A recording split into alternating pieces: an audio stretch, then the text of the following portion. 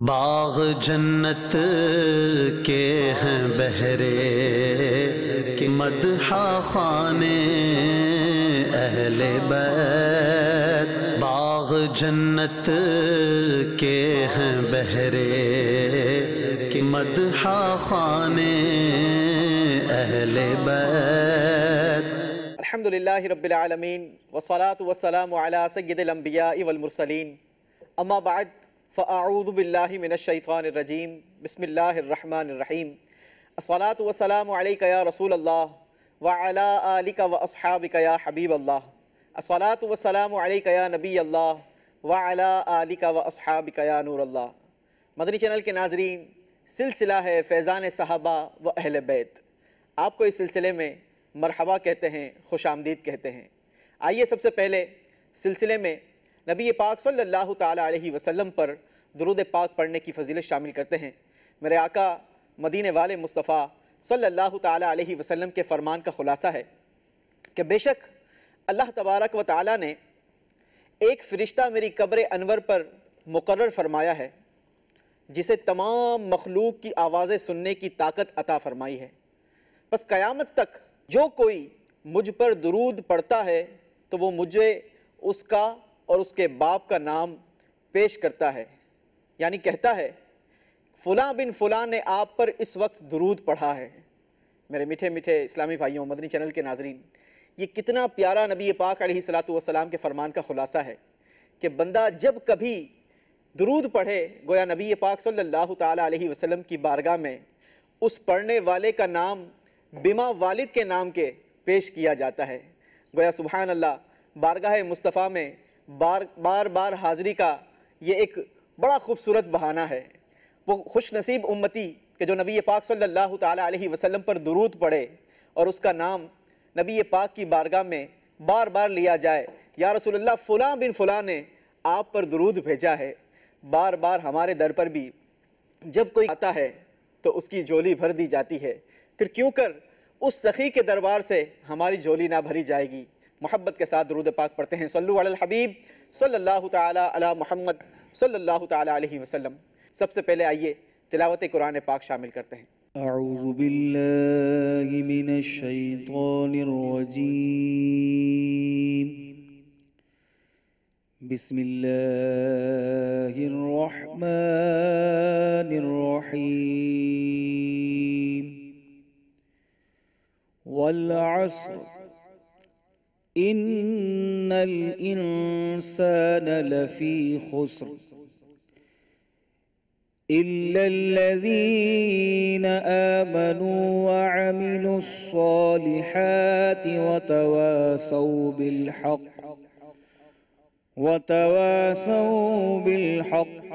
وتواصوا بالصبر، صدق اللہ العظیم۔ سبحان اللہ سبحان اللہ۔ بلا تعطل نعت رسول مقبول صلی اللہ تعالیٰ علیہ وسلم کی طرف بڑھتے ہیں۔ عادل بھائی کیا کلام سنا رہے ہیں آج؟ انشاءاللہ ایک بہت پیارا کلام ہے۔ نعت سنتا رہوں، نعت کہتا رہوں، واہ پرنم رہے دل مچلتا رہے۔ واہ واہ واہ واہ، سبحان اللہ سبحان اللہ، ضرور سنائیے۔ صلی اللہ علیہ یا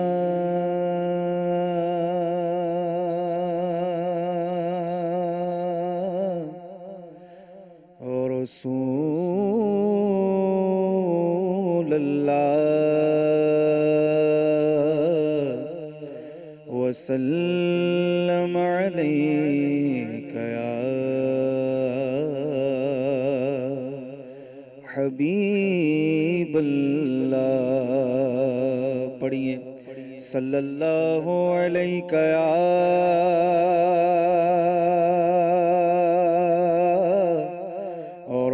رسول اللہ وسلم علیک یا حبیب اللہ۔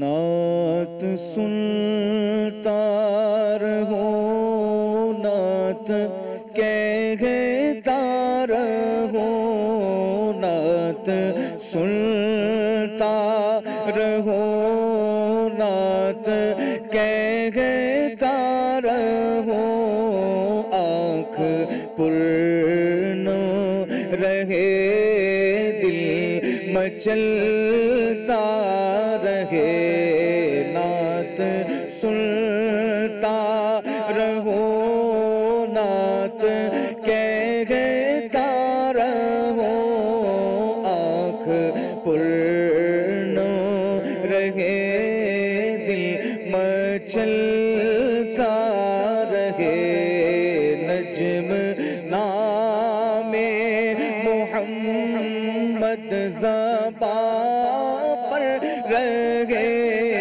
نجم نام محمد زباں پر رہے ذکر ہوتا رہے سانس چلتا رہے نجم نام محمد زباں پر رہے ذکر ہوتا رہے سانس چلتا رہے اور بے سہاروں کا کوئی سہارا نہیں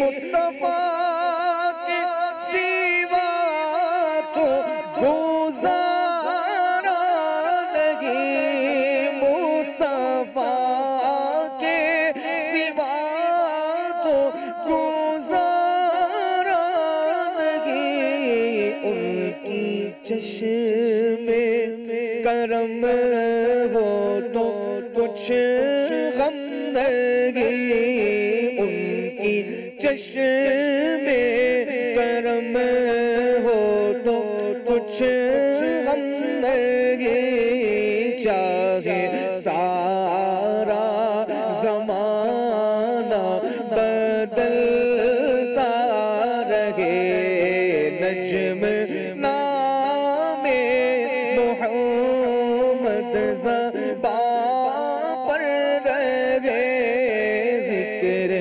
ہوتا رہے سانس چلتا رہے اور مصطفیٰ کی نظر جس گھڑی ہو گئی اس کی تقدیر کھوٹی کھری ہو گئی اس کی تقدیر کھوٹی کھری ہو گئی اس کو ٹھکرائے سارا جہاں بھی اگر اس کو ٹھکرائے سارا جہاں بھی اگر گرنے والا مگر پھر سنبھلتا رہے اس کو ٹھکرائے سارا جہاں بھی اگر اس کو ٹھکرائے سارا جہاں بھی اگر گرنے والا مگر پھر سنبھلتا رہے نجم نام محمد زباں پر رہے ذکر ہوتا رہے سانس چلتا رہے اور کیا بھلا آ سکے زندگی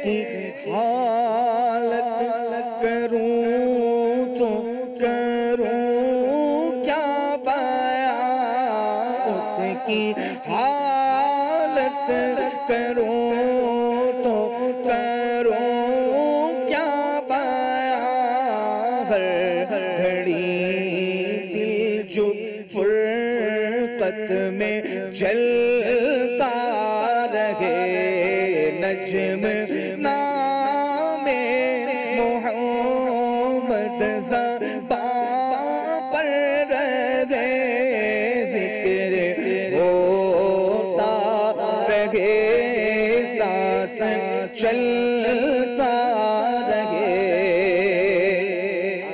اور نجم کی اے خدا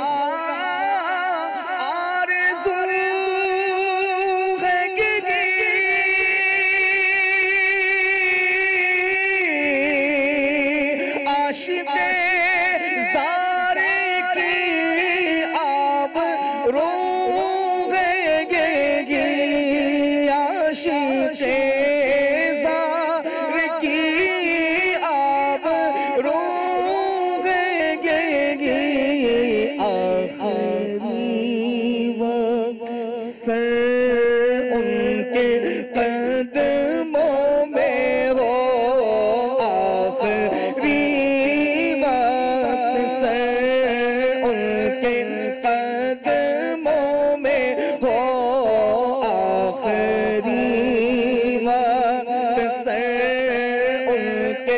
قدموں میں وہ دید ہوتی رہے، دم نکلتا رہے، آخری وقت ان کے قدموں میں وہ، آخری وقت ان کے قدموں میں ہو، دید ہوتی رہے، دم نکلتا رہے، نجم نام محمد زبان پر رہے، نجم نام محمد زبان پر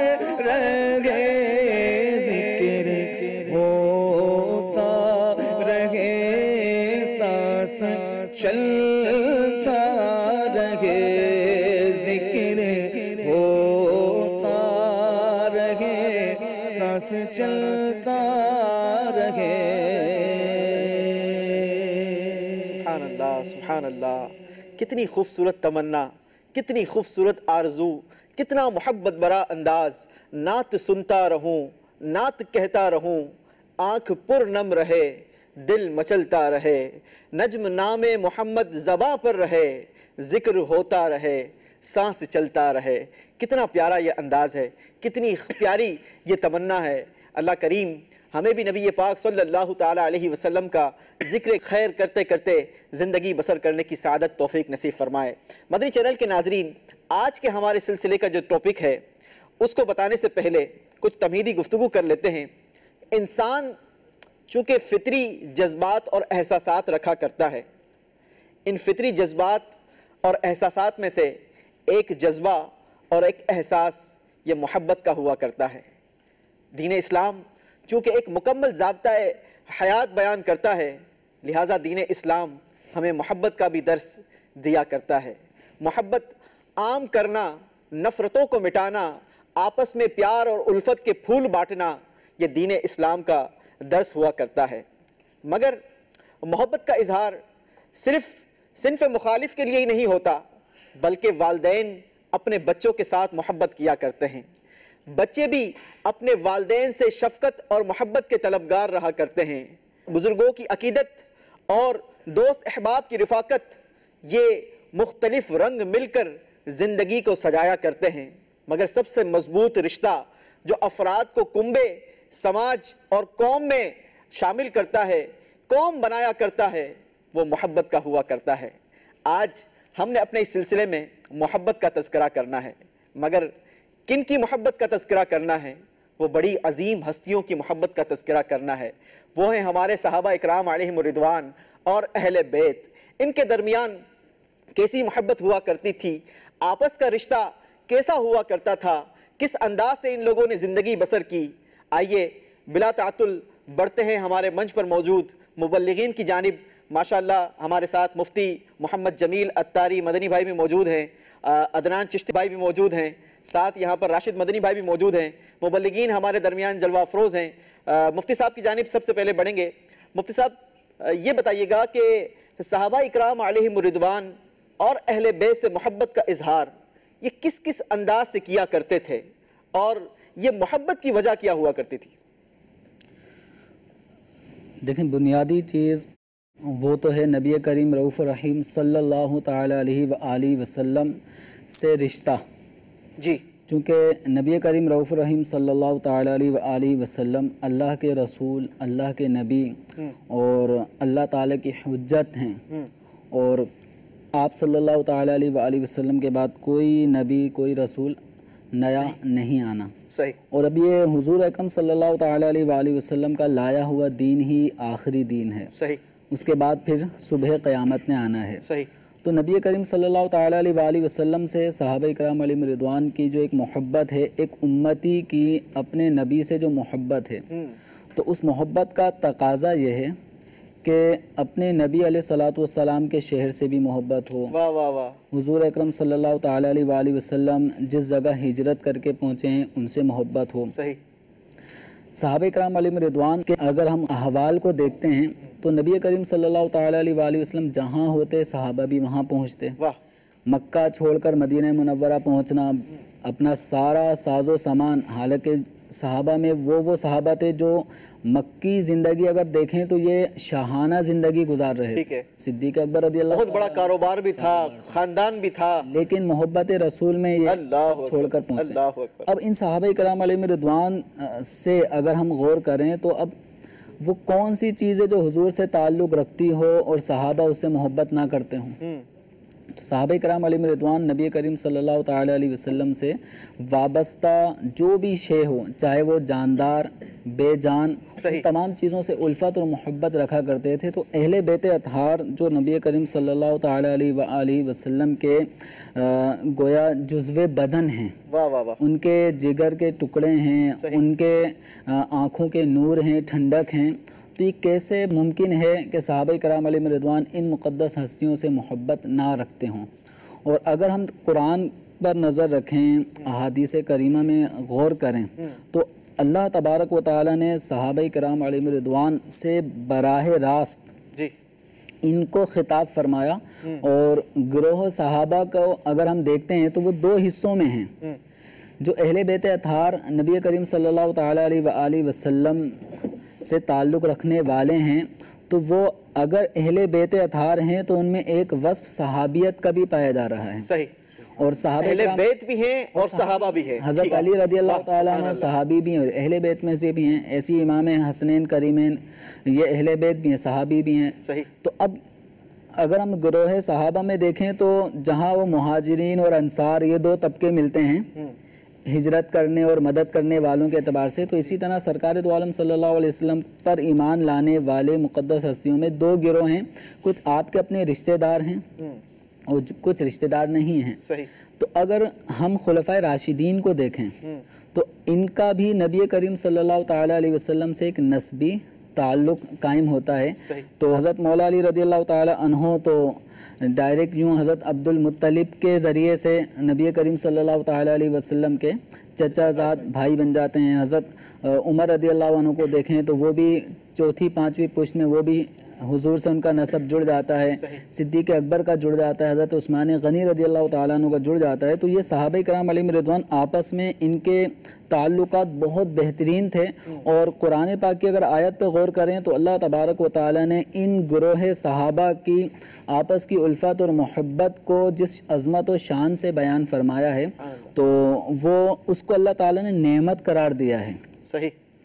چنانچہ اللہ تبارک و تعالیٰ ارشاد فرماتا ہے وَاذْكُرُوا نِعْمَةَ اللَّهِ عَلَيْكُمْ إِذْ كُنْتُمْ أَعْدَاءً فَأَلَّفَ بَيْنَ قُلُوبِكُمْ فَأَصْبَحْتُمْ بِنِعْمَتِهِ إِخْوَانًا۔ قرآن پاک میں اللہ تبارک و تعالیٰ اس آیت کریمہ میں صحابہ کرام علیہم رضوان کی جو اسلام لانے سے پہلے کی جو زندگی ہے اس زندگی کو بھی بیان فرما رہا ہے۔ وہ کیا ہے کہ اللہ تبارک و تعالیٰ کی اس نعمت کو اپنے اوپر یاد کرو کہ جب تم اذ کنتم اعداء آپس میں قبیلے ایک دوسرے کے دشمن تھے اور یہ صدیوں قبائل کی دشمنی چلتی آ رہی تھی، صحیح، لیکن اللہ تبارک و تعالیٰ فرماتا ہے فَأَلَّفَ بَيْنَ قُلُوبِكُمْ، اللہ تبارک و تعالیٰ نے تمہارے دلوں کو یکجا کر دیا ہے، الفت اور محبت تمہارے دلوں میں پیدا کر دی ہے۔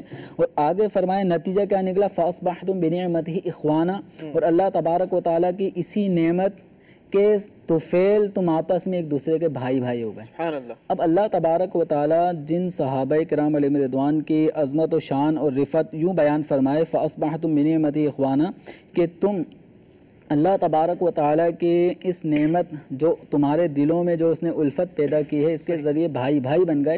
تو اب یہ کیسے صحابہ کرام علیہم رضوان سے متصور ہو سکتا ہے کہ یہ آپس میں ایک دوسرے کے کام نہ آتے ہوں، صحیح، یہ کیسے ایک دوسرے کی خبر گیری نہ کرتے ہوں، یہ ایک دوسرے پہ ظلم و ستم کی آندھیاں کیسے چلا سکتے ہوں؟ اگرچہ کتب تاریخ اس طرح کے من گھڑت واقعات سے بھری ہوئی ہے کہ ان صحابی نے اہل بیت کے اس فرد کے ساتھ یوں کیا تو اس نے یوں کیا۔ بالکل، اگر تاریخی روایات اور حقیقت اور ثبوت پر آپ کیا فرمائیں گے؟ چونکہ مورخین نے تو امام حسین رضی اللہ تعالیٰ عنہ کے بارے میں ایسی باتیں لکھی ہیں کہ ہم ان کا تصور بھی نہیں کر سکتے۔ بالکل، اس بارے میں آپ کیا فرمائیں گے؟ دیکھیں، ہمارا جو معیار ہے ان صحابہ کرام علیہم رضوان کے جو اوصاف قرآن میں بھی بیان ہوئے ہیں، احادیث کریمہ میں بھی بیان ہوئے ہیں، مؤرخین کی کتابوں میں بھی بیان ہوئے ہیں۔ اب یہ دیکھنا چاہیے کہ کون سا ایسا ماخذ ہے جس پر مطلب دل جمے، تو یقیناً قرآن و حدیث سے بڑھ کر تو کوئی چیز نہیں ہے۔ تو صحابہ کرام علیہم رضوان کے جو معاملات ہیں، آپس کی جو الفت و محبت ہے، اس کو قرآن پاک بیان فرما رہا ہے۔ اب ہم قرآن کی آیات احادیث کریمہ کے برخلاف کتب تاریخ جس کے اندر من گھڑت واقعات بالاتفاق، مطلب سارے واقعات جھوٹے ہوں غلط ہوں، کتب تاریخ کی ایک اہمیت ہوتی ہے، لیکن بہت سارے واقعات جو بالخصوص صحابہ کرام علیہم رضوان کی عظمت و شان پہ جن واقعات سے حرف آتا ہے، تو ایسے واقعات کو ہم نے قرآن اور احادیث کی روشنی میں دیکھنا ہے۔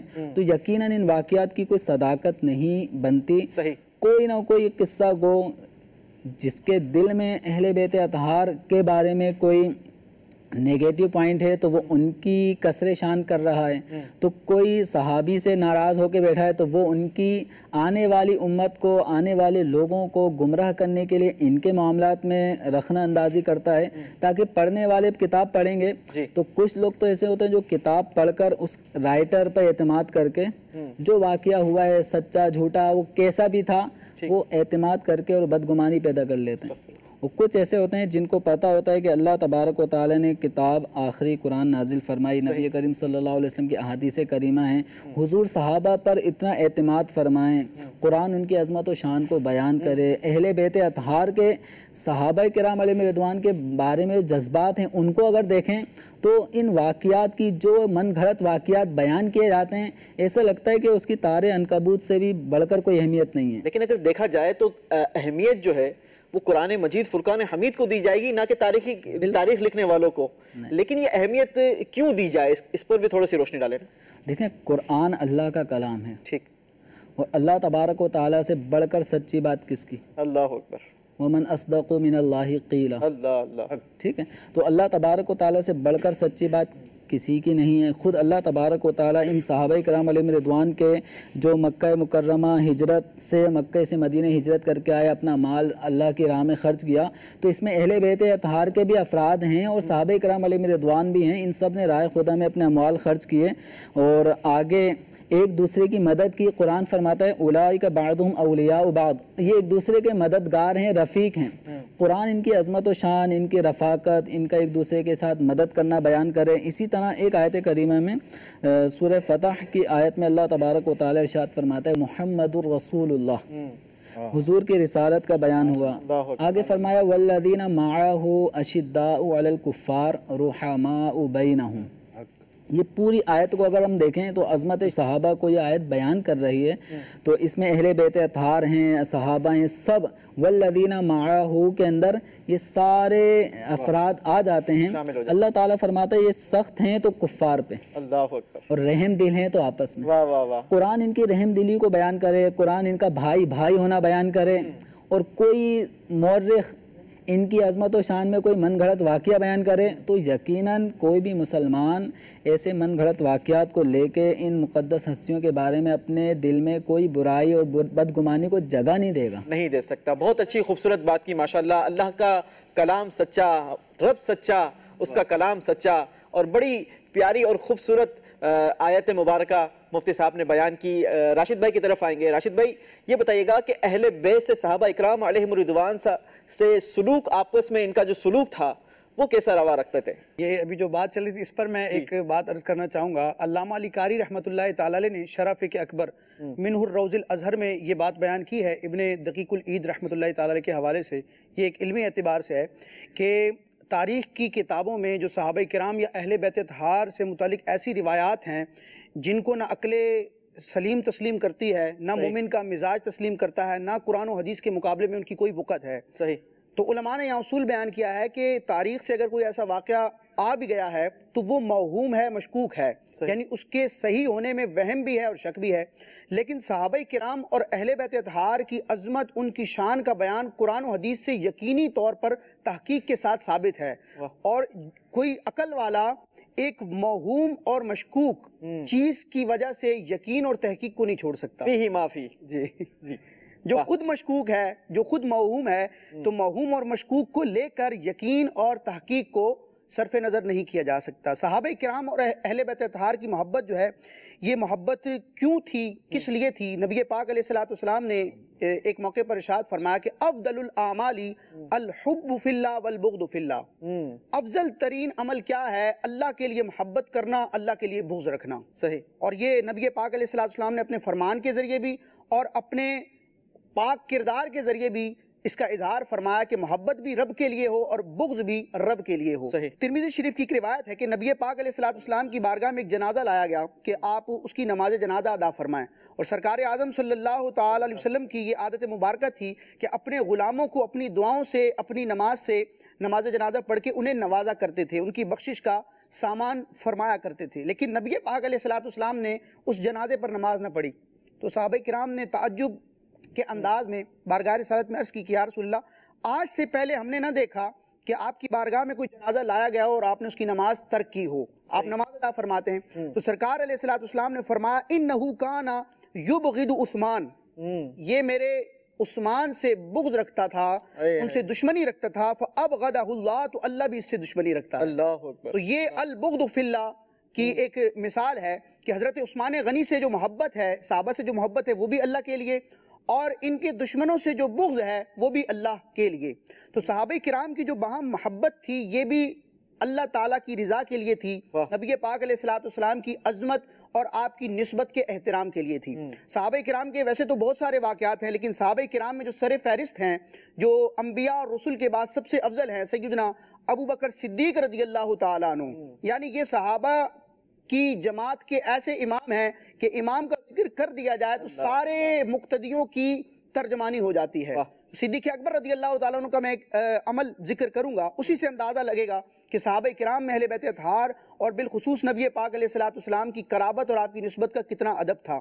بخاری شریف کے الفاظ ہیں، حضرت صدیق اکبر رضی اللہ تعالیٰ عنہ فرماتے ہیں ارقبو محمدن صلی اللہ تعالی علیہ وسلم فی اہل بیتہ، او کما قال، کہ محمد عربی صلی اللہ تعالی علیہ وسلم کی عزت کرو، ان کی تکریم اور احترام کرو ان کے اہل بیت کے معاملے میں، اور فرماتے ہیں کہ نبی پاک علیہ السلام کی قرابت مجھے اس سے زیادہ محبوب ہے کہ میں اپنی قرابت کے ساتھ صلہ رحمی فرماؤں، اور یہ صدیق اکبر رضی اللہ تعالیٰ عنہ کے عمل سے بھی ظاہر ہے۔ حضرت سیدنا امام حسن اور حضرت سیدنا امام حسین رضی اللہ تعالیٰ عنہ کی فضیلت کیا ہے، کیونکہ جو میں روایت بیان کروں گا اس سے پہلے بھی ایک تمہیدی گفتگو ہے۔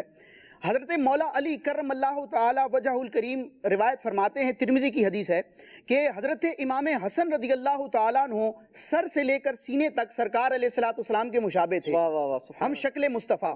اور حضرت سیدنا امام حسین رضی اللہ تعالیٰ عنہ سینے سے لے کر قدموں تک نبی پاک علیہ الصلوۃ والسلام کے مشابہ تھے، جس کو امام اہل سنت یوں بیان کرتے ہیں کہ ایک سینے تک مشابہ، ایک وہاں سے پاؤں تک، حسن سبتین ان کے جاموں میں ہے نیما نور کا، صاف شکل پاک ہے دونوں کے ملنے سے آیا، خط تو ام میں لکھا ہے یہ دو ورقہ نور کا.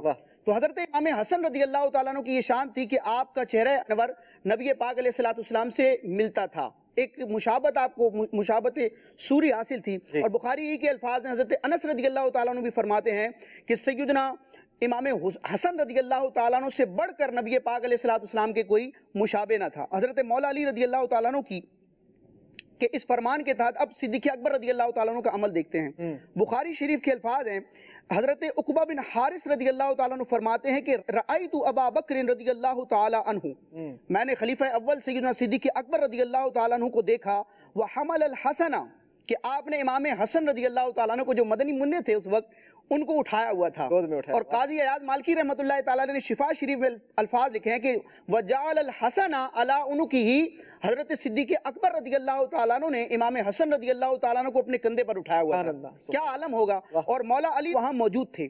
اب امام حسن رضی اللہ تعالیٰ عنہ کو جو حضور علیہ الصلوۃ والسلام سے مشابہت سوری حاصل تھی، جس کا بیان حضرت علی نے بھی فرمایا، صدیق اکبر رضی اللہ تعالیٰ عنہ نے امام حسن کو اپنے کندھے پر اٹھا کر فرمایا، بی ابی، اس شہزادے پر میرا باپ قربان ہو، شبیہم بالنبی، یہ تو نبی پاک علیہ الصلوۃ والسلام کے مشابہ ہیں، لیس شبیہم بعلی، یہ اپنے والد کے مشابہ نہیں ہیں، حضور علیہ الصلوۃ والسلام کے مشابہ ہیں.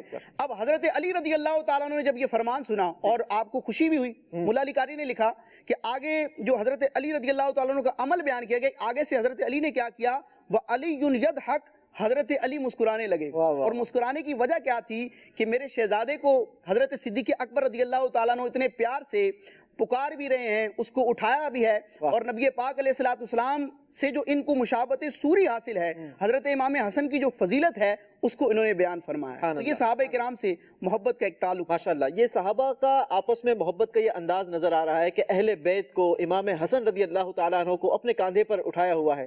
مگر عدنان چشتی بھائی، آج اگر ہم اپنے معاشرے پر غور کریں تو ہمیں ایک عجیب سا ماحول نظر آتا ہے، کیا فرمائیں گے؟ جی یقیناً ہمارے ہاں اس طرح کا معاملہ نہیں ہے. صحابہ کرام علیہم رضوان میں تو آپس میں محبت، پیار، الفت، اور اللہ تبارک و تعالی اس کے پیارے محبوب صلی اللہ تعالیٰ علیہ وآلہ وسلم کے لیے، اللہ تبارک و تعالی اس کے پیارے محبوب علیہ الصلوۃ والسلام کی رضا کے لیے آپس میں تعلق اور رشتہ داری، لین دین، سارے کے سارے معاملات ہوا کرتے تھے. ہمارے زمانے میں مادیت پرستی جو ہے وہ بہت زیادہ عام ہے، یوں کہہ لیں.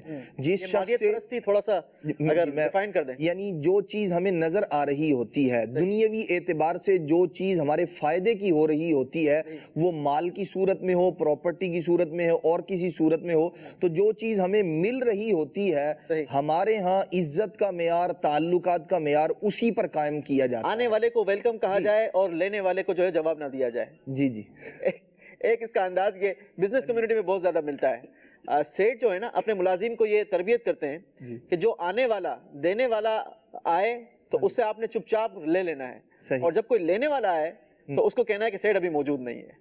صحیح.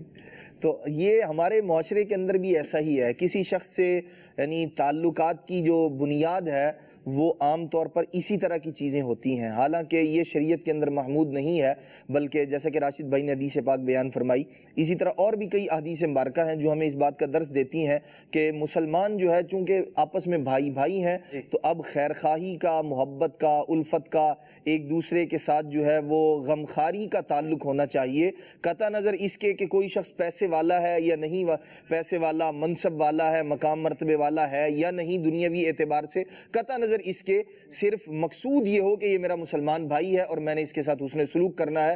اس تعلق پر اگر ہمارے جو ہے وہ تعلقات ہوں گے اس بنیاد پر، تو یقیناً پھر اللہ تبارک تعالیٰ کی رضا نصیب ہوگی بندے کو، نبی پاک صلی اللہ تعالیٰ علیہ وسلم کی خوشنودی نصیب ہوگی. کچھ کالز بھی آئی ہوئی ہیں، وہ کالز دے دیجیے پلیز. میں سر ضلع کا تشریف جان محمد ریاض بات کر رہا ہوں. سر میں ایک نعت سننا چاہتا ہوں، بس اب تو آخری ایک دن ہے کہ مدینہ دیکھوں. جی، بس تو اب ایک ہی دن ہے کہ مدینہ دیکھوں. جی ایک اور کال دے دیجیے پلیز. راشد محمود ایبٹاباد سے یہ کہنا چاہیں گے راشد بھائی سے نعت سننی ہے, نعت کے ایک دو شعر سنا دیں. آپ کا سلسلہ بہت اچھا ہے ماشاءاللہ. راشد بھائی سے نعت سننی ہے. راشد بھائی نے جو شعر پڑھا تھا اگر وہی طرز میں سنا سیں. سبحان اللہ.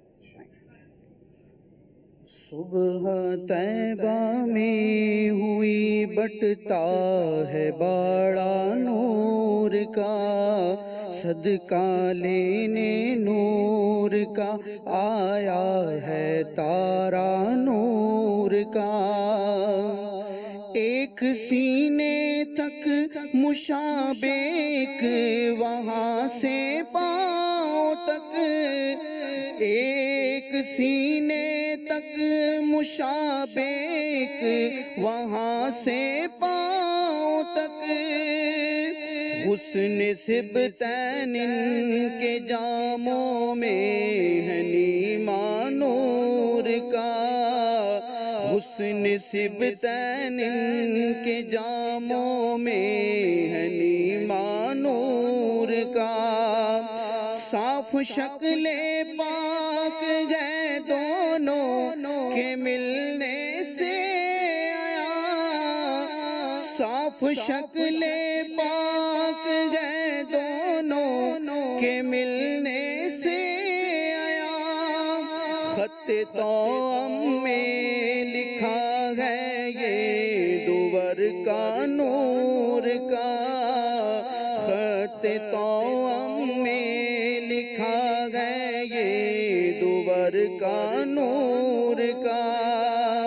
اے رضا یہ احمد نوری کا فیض نور ہے, اے رضا یہ احمد نوری کا فیض نور ہے. ہو گئی میری غزل بڑھ کر قصیدہ نور کا, ہو گئی میری غزل بڑھ کر قصیدہ نور کا. صبح طیبہ میں ہوئی بٹتا ہے بڑا نور کا, صدقہ لینے نور کا آیا ہے تارا نور کا. سبحان اللہ, سبحان اللہ, ماشاء اللہ. مفتی صاحب آپ کی جانب بڑھیں گے. خلفائے راشدین کی مولا کائنات مولا علی مشکل کشا سے متعلق محبت کا جو ایک واقعہ ملتا ہے, اگر وہ واقعہ بھی مدنی چینل کے ناظرین کے لیے. نبی کریم رؤوف الرحیم صلی اللہ تعالیٰ علیہ وآلہ وسلم کی سب سے زیادہ چہیتی صاحبزادی سیدہ کائنات حضرت فاطمہ الزہرا رضی اللہ تعالیٰ عنہا, ان کی نکاح کے لیے مختلف شرفائے قریش کی طرف سے پیغامات آئے, لیکن نبی کریم صلی اللہ تعالیٰ علیہ وآلہ وسلم نے سکوت فرمایا. تو جو حکم ربی تھا ان کے نکاح کے حوالے سے گویا اس کا انتظار تھا. ٹھیک. اب صحابہ کرام علیہم رضوان نے اس بات پہ غور کیا کہ حضرت علی یہ نبی کریم صلی اللہ تعالیٰ علیہ وسلم کے چچا ذات بھائی بھی ہیں. صحیح. اور آپ صلی اللہ تعالیٰ علیہ وسلم کی بارگاہ میں ان کا بچپن گزرا ہے. صحیح.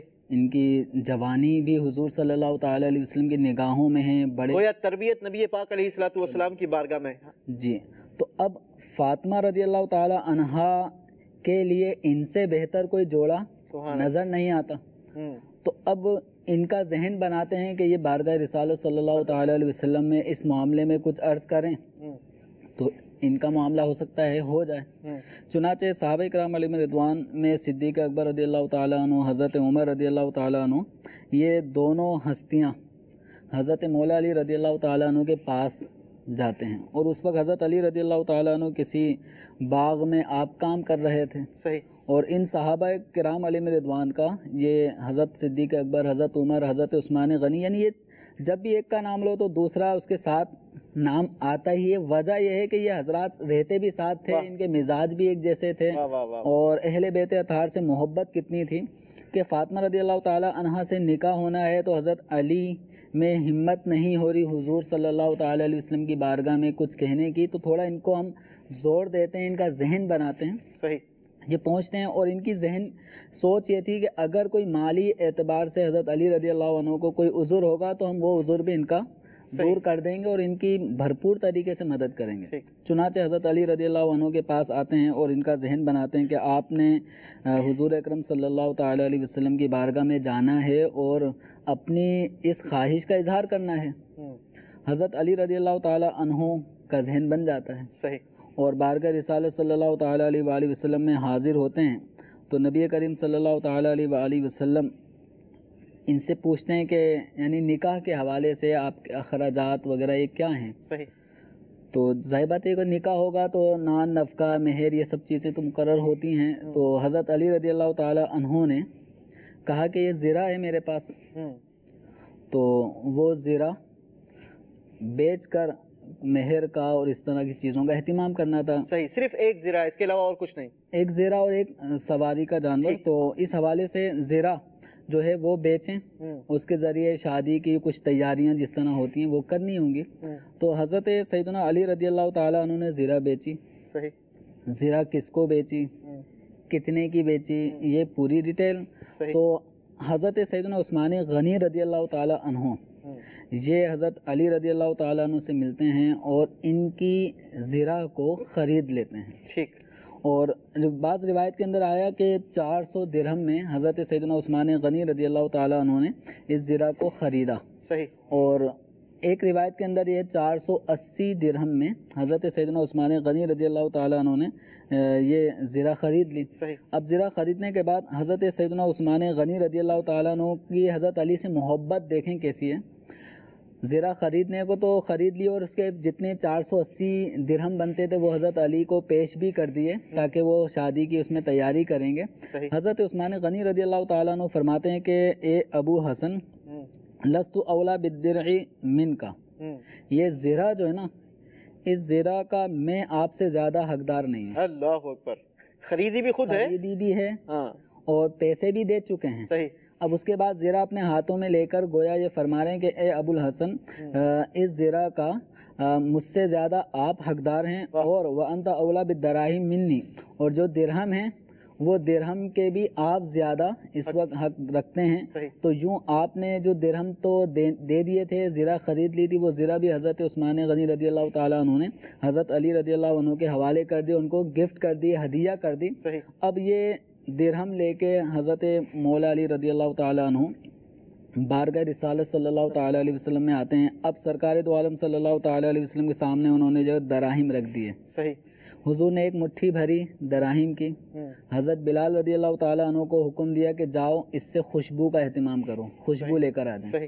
پھر مزید 2 مٹھیاں بھری حضرت سیدنا صدیق اکبر رضی اللہ تعالیٰ عنہ سے مزید جہیز کے ساز و سامان کے حوالے سے کہ آپ جائیں اور ان سے فاطمہ رضی اللہ عنہ کا جو جہیز ہوگا اس کا اہتمام کریں, یعنی ساز و سامان جو ضروری ہوتے ہیں. تو صدیق اکبر رضی اللہ تعالیٰ عنہ نے اس کا اہتمام کیا. اب مولا علی رضی اللہ تعالیٰ عنہ نے اس بات کی بارگاہ رسالت صلی اللہ تعالیٰ علیہ وسلم میں اطلاع دی کہ گویا میرے پاس تو زرہ تھی. صحیح. زرہ جیسے گئی تھی زرہ واپسی بھی آ گئی.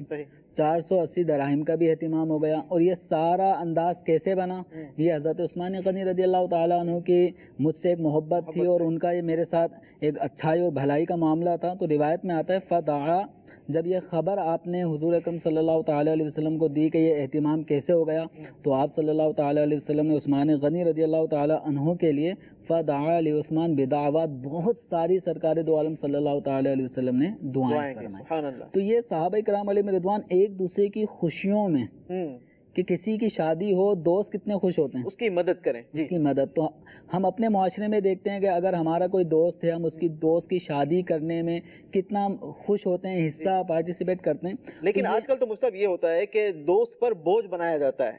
دوست کی شادی ہو رہی ہوتی ہے, اچھا بھائی تم نے جہاں سے شیروانی بنانی ہے, میرے کپڑے بھی, چونکہ میں تمہارا سائڈ فرینڈ ہوں تو میرے کپڑے بھی تم نے بنوا کر دینے ہیں.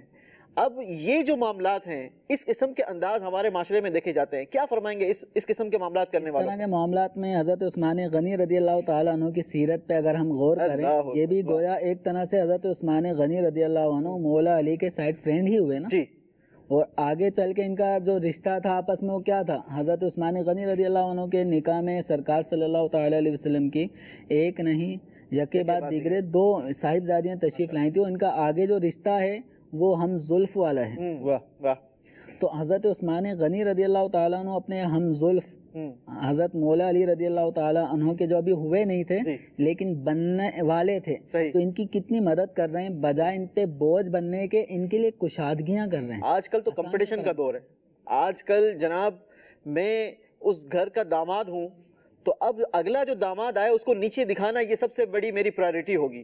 میں شان والا، میں شوکت والا، بڑا بزنس رکھنے والا، بڑی کاروبار کرنے والا، بڑی کار والا، بڑے گھر والا، جب تک یہ اس کو ریئلائز نہیں کروائیں گے تب تک وہ ہم سے نیچے نہیں رہے گا۔ یہ انداز ہمارے معاشرے میں تو دیکھا جاتا ہے۔ یہ اسلامی تعلیمات کا یہ خلاصہ نہیں ہے، خلاصہ یہ ہے کہ ہر ایک مسلمان کی اپنی ایک عزت ہے۔ سبحان اللہ۔ غریب ہے تو وہ ایک الگ معاملہ ہے، لیکن مسلمان کا بھائی ہے۔ یہ امیری غریبی یہ سب عارضی چیزیں ہیں، فنا ہونے والی چیزیں۔ آج اگر کوئی غریب ہے کل کچھ سالوں بعد وہ امیر ہو سکتا ہے، آج کوئی امیر ہے چند سالوں مہینوں بعد کوئی غریب ہو سکتا ہے۔ تو امیری غریبی آنے جانے والی چیز ہے، مال آنے جانے والی چیز ہے، اصل ہے اسلام۔ اسلام کا نام باقی ہے، مسلمانوں کی عظمت و شان باقی ہے۔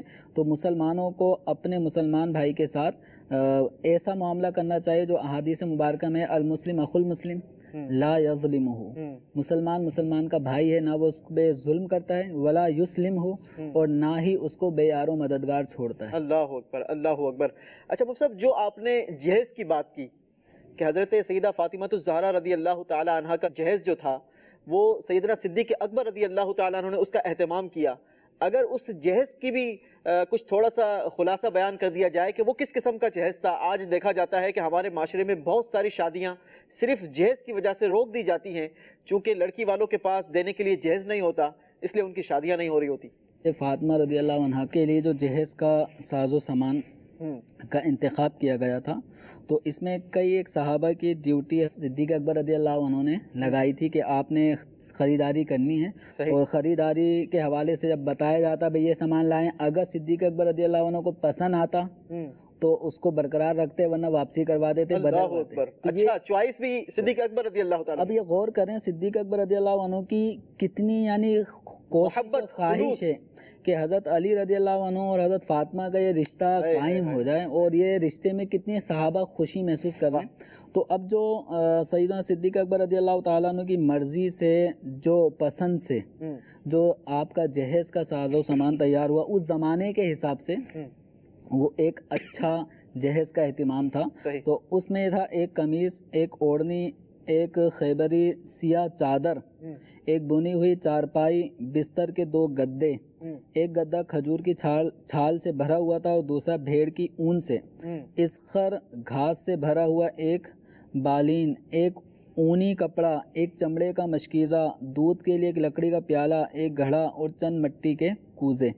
تو یہ سیدنا صدیق اکبر رضی اللہ تعالی عنہ نے ان چیزوں کو اٹھایا، اور صحابہ کرام علیہم رضوان جو جہیز کا ساز و سامان، جس کو ہمارے عرف میں بری کا سامان کہتے ہیں، تو اس طرح کی چیزیں جب بارگاہ رسالت صلی اللہ تعالیٰ علیہ وآلہ وسلم نے کے سامنے رکھی، تو آپ صلی اللہ تعالیٰ علیہ وسلم ایک ایک چیز کو اٹھا کر ملاحظہ فرما رہے تھے، اور آپ صلی اللہ تعالیٰ علیہ وآلہ وسلم دعا کر رہے تھے کہ یا اللہ میری اہل بیت پر ان چیزوں میں برکت عطا فرما۔ تو یوں آپ صلی اللہ تعالیٰ علیہ وآلہ وسلم کی چہیتی صاحبزادی کی شادی میں ان خلفائے ثلاثہ جو پہلے گزرے، حضرت صدیق اکبر، حضرت عمر، حضرت عثمان غنی رضی اللہ تعالی عنہم اجمعین، گویا ان کو کتنی خوشی تھی، اور سرکار دو عالم صلی اللہ تعالی علیہ وسلم کو بھی اپنی چہیتی صاحبزادی کے نکاح میں کن افراد کے شرکت کرنے کی تمنا تھی۔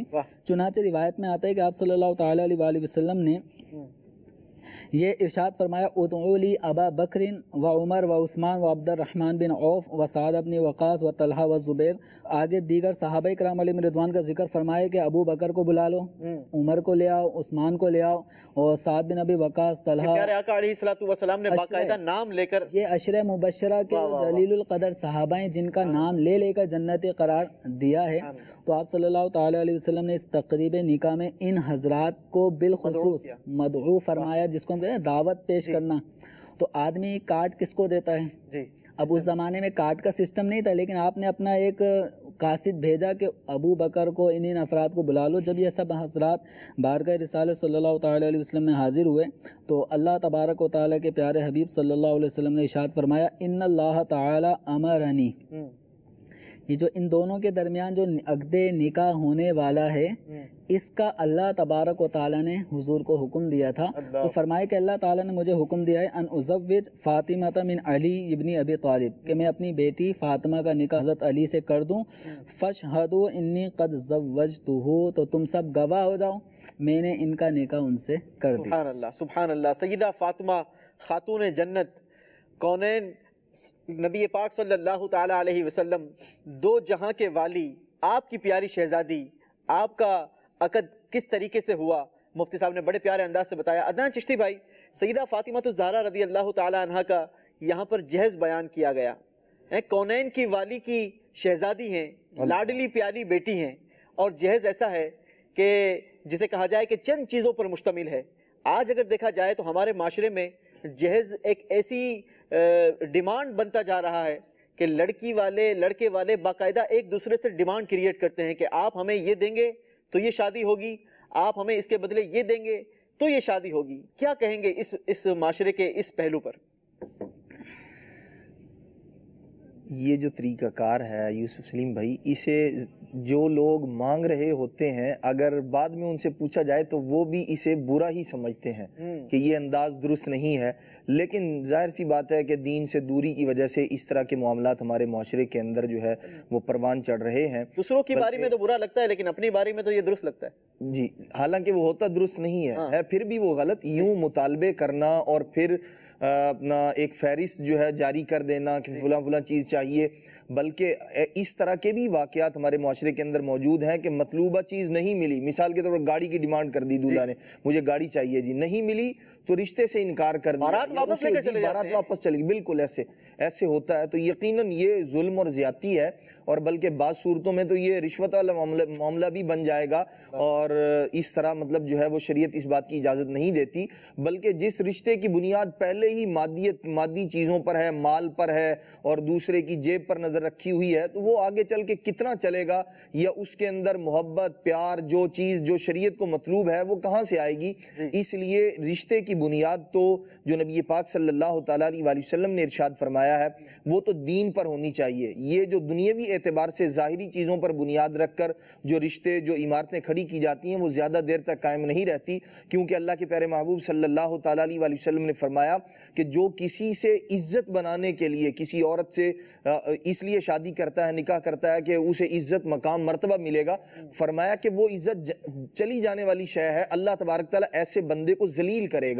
اور فرمایا جو کہ جو مال کی وجہ سے کسی سے نکاح کرتا ہے تو وہ مال چلا جائے گا، بلکہ وہ غربت جو ہے اس کی طرف بڑھے گی.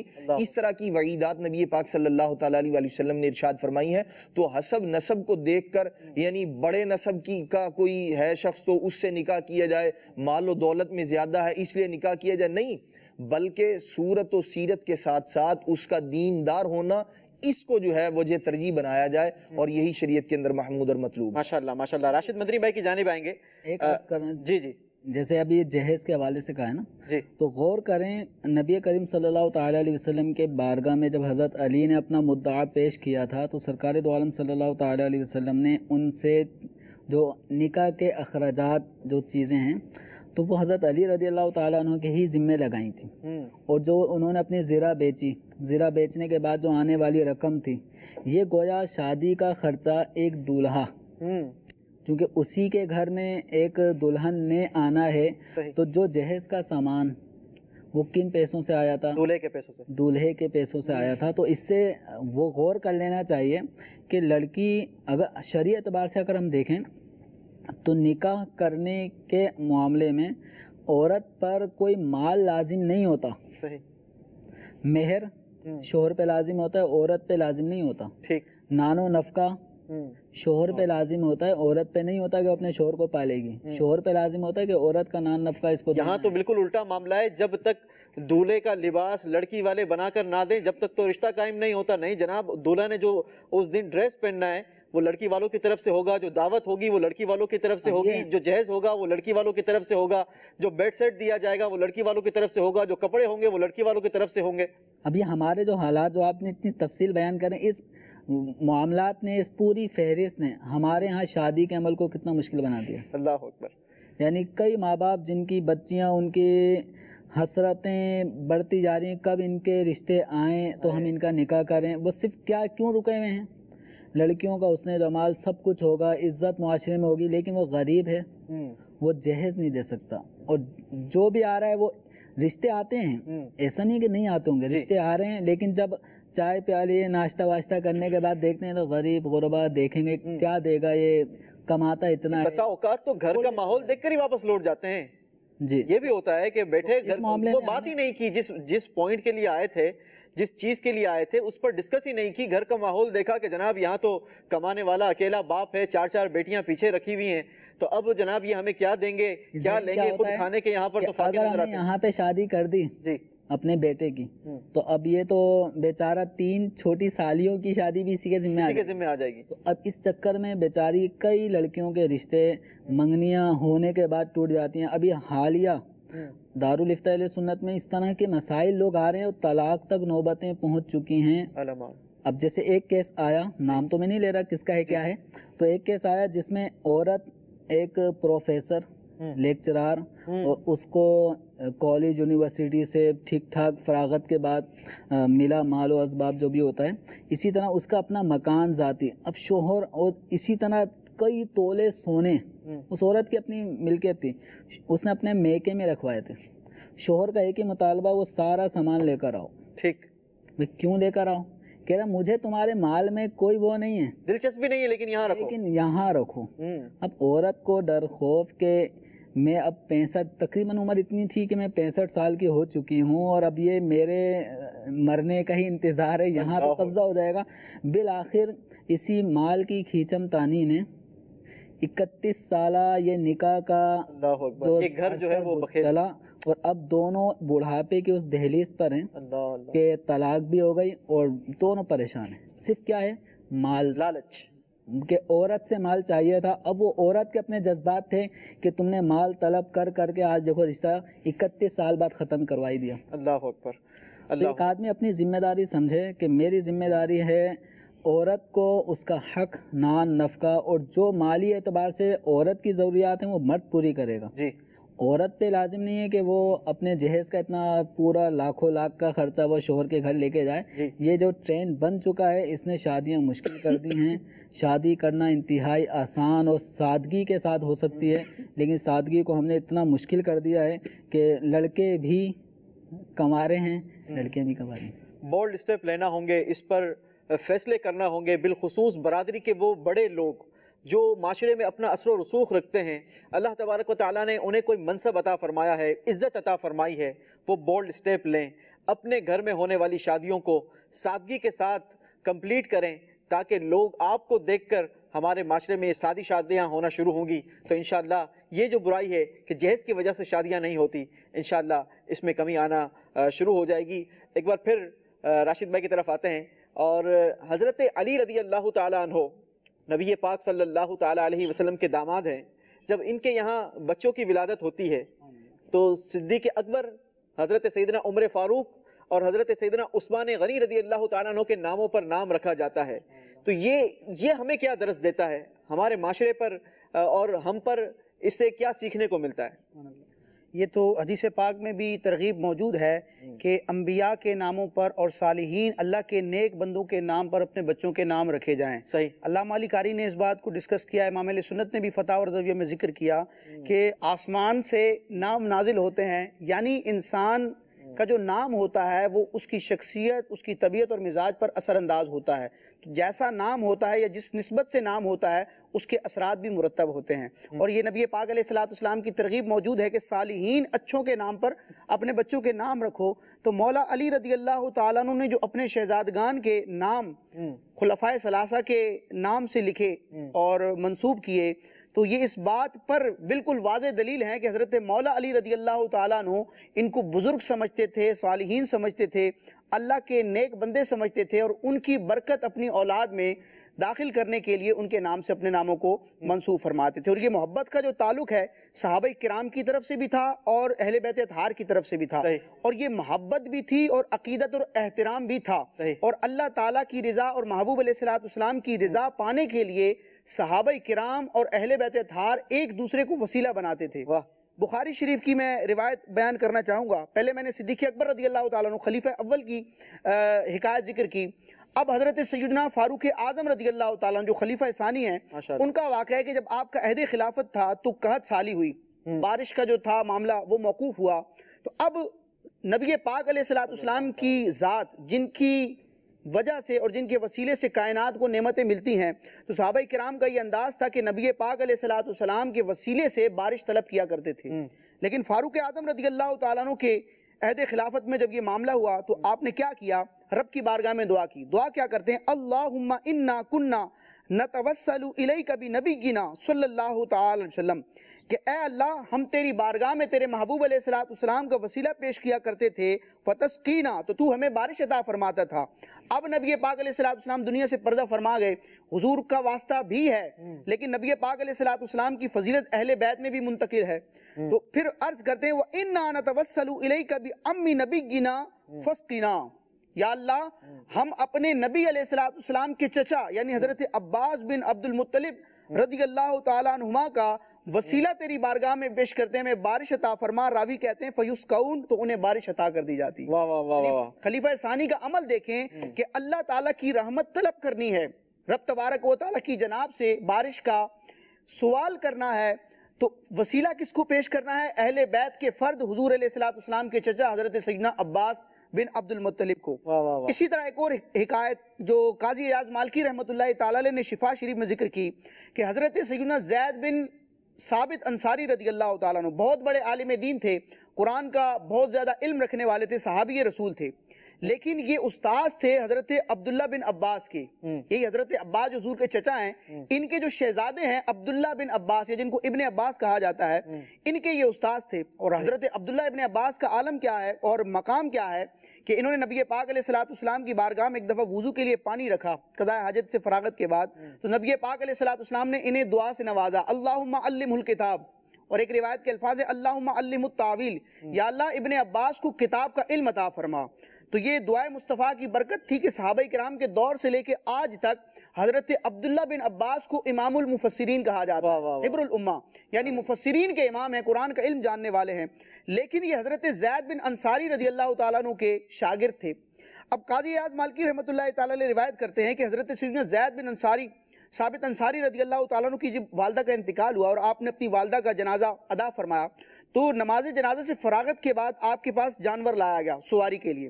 تو حضرت عبداللہ بن عباس جو حضور علیہ الصلوۃ والسلام کے چچا کے بیٹے ہیں، اہل بیت کے فرد ہیں، یہ اپنے استاد حضرت زید بن ثابت جو حضور کے صحابی ہیں، ان کے لیے ایک ادب اور تعظیم کا کیا فعل کرتے ہیں؟ راوی کہتے ہیں فجاء ابن عباس، حضرت ابن عباس جو حضور کے چچا کے شہزادے ہیں، یہ آتے ہیں فَأَخَذَ بِرِكَابِهِ، زید بن ثابت انصاری رضی اللہ تعالیٰ عنہ کی سواری کی رکاب کو تھام لیتے ہیں. اب اگرچہ وہ استاذ تھے لیکن صحابہ کرام کے دل میں اہل بیت کی تعظیم اور ان کا ادب تھا. حضرت زید بن ثابت انصاری رضی اللہ تعالیٰ عنہ نے فرمایا کہ اے نبی پاک علیہ الصلوۃ والسلام کے چچا کے بیٹے، آپ دور ہو جائیے، آپ نے یہ رکاب کیوں تھام لی ہے؟ تو حضرت عبداللہ بن عباس فرماتے ہیں، اپنے استاد سے کہتے ہیں ہا قضا نفعل بالعلماء، ہم اہل بیت علماء کے ساتھ اسی طرح کا سلوک کرتے ہیں. یعنی یہ اہل بیت کی صحابہ کرام سے محبت تھی. پھر استاد حضرت سیدنا زید بن ثابت انصاری رضی اللہ تعالیٰ عنہ اگرچہ استاد ہیں لیکن حضور علیہ الصلوۃ والسلام کے غلام ہیں.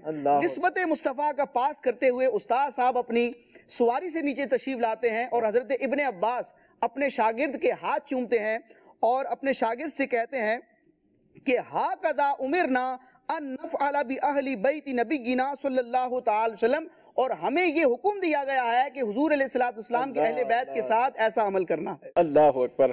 عدنان بھائی، نبی پاک صلی اللہ تعالیٰ علیہ وسلم نے مولا کائنات مولا علی مشکل کشا کرم اللہ تعالیٰ وجہ الکریم کی والدہ محترمہ فاطمہ بنت اسد کے لیے بھی دعا فرمائی تھی جب قبر میں تدفین کیا، وہ دعا کیا تھی؟ ذرا یہ بھی مدنی چینل کے ناظرین کو بتائیں۔ سبحان اللہ۔ نبی مکرم شفیع امت صلی اللہ تعالیٰ علیہ وآلہ وسلم نے چونکہ حضرت سیدنا علی المرتضیٰ کرم اللہ تعالیٰ وجہ الکریم کے گھر آپ کی زندگی کا ایک مبارک حصہ گزرا تھا، اور نبی پاک صلی اللہ تعالیٰ علیہ وسلم آپ کی والدہ جو تھیں حضرت علی المرتضیٰ کرم اللہ تعالیٰ وجہ الکریم کی حضرت سیدتنا فاطمہ بنت اسد رضی اللہ تعالیٰ عنہ، ان سے بڑی محبت فرمایا کرتے تھے، اور نبی پاک صلی اللہ علیہ وسلم فرماتے تھے کہ یہ میری والدہ کے بعد میری والدہ ہیں، میری تربیت کرنے والی ہیں، میرا خیال رکھنے والی ہیں۔ جب ان کا وصال مبارک ہوا، اللہ کے پیارے محبوب صلی اللہ علیہ وسلم نے کئی عمل کیے ان کے لیے۔ نبی پاک صلی اللہ تعالیٰ علیہ وآلہ وسلم نے صحابہ کرام علیہ مردوان سے قبر کھودنے کا حکم ارشاد فرمایا، اور پھر جب وہ قریب تھی کہ مکمل ہو جاتی، اللہ کے پیارے محبوب صلی اللہ تعالیٰ علیہ وآلہ وسلم اس قبر کے اندر لیٹ گئے۔ نبی پاک صلی اللہ علیہ وسلم اور اپنی قمیض مبارک جو تھی وہ کفن کے لیے نبی پاک علیہ السلام نے عطا فرمائی، اور حضرت سیدنا عمر فاروق رضی اللہ تعالیٰ عنہ نے عرض کی یا رسول اللہ صلی اللہ تعالیٰ علیہ وآلہ وسلم، اور ایک دعا بھی کی، وہ دعا بھی انشاءاللہ الرحمن عرض کرتا ہوں۔ سیدنا عمر فاروق رضی اللہ تعالیٰ عنہ نے عرض کی یا رسول اللہ صلی اللہ علیہ وسلم، آپ قبر کے اندر لیٹے، اس کی کیا وجہ تھی؟ اپنی قمیض کفن کے لیے عطا فرمائی، اس کی وجہ کیا تھی؟ نبی پاک صلی اللہ تعالیٰ علیہ وآلہ وسلم نے ارشاد فرمایا میں لیٹا اس لیے تھا تاکہ اللہ تبارک و تعالیٰ میری برکت سے ان کی قبر کو وسعت عطا فرمائے، کھلا کر دے۔ اور اپنی جو ہے قمیض کیوں عطا فرمائی؟ نبی پاک علیہ السلام نے ارشاد فرمایا تاکہ اللہ تبارک و تعالی عذاب قبر سے مامون فرمائے۔ اللہ اکبر۔ اب نبی پاک صلی اللہ تعالی علیہ وآلہ وسلم نے دعا کی، نبی پاک علیہ السلام نے اللہ کریم کی بارگاہ میں دعا کی، اللہم اغفر لی امی فاطمہ بنت اسد، یا اللہ تبارک و تعالی میری والدہ کے بعد میری والدہ حضرت فاطمہ بنت اسد رضی اللہ تعالی عنہ کی مغفرت فرما، فاغفر لہو ذنبہ، یا اللہ ان کے گناہوں کو بخش دے، ووسع علیہا مدخلہا، مولا ان کی قبر کو ان کے لیے وسیع و عریض فرما دے۔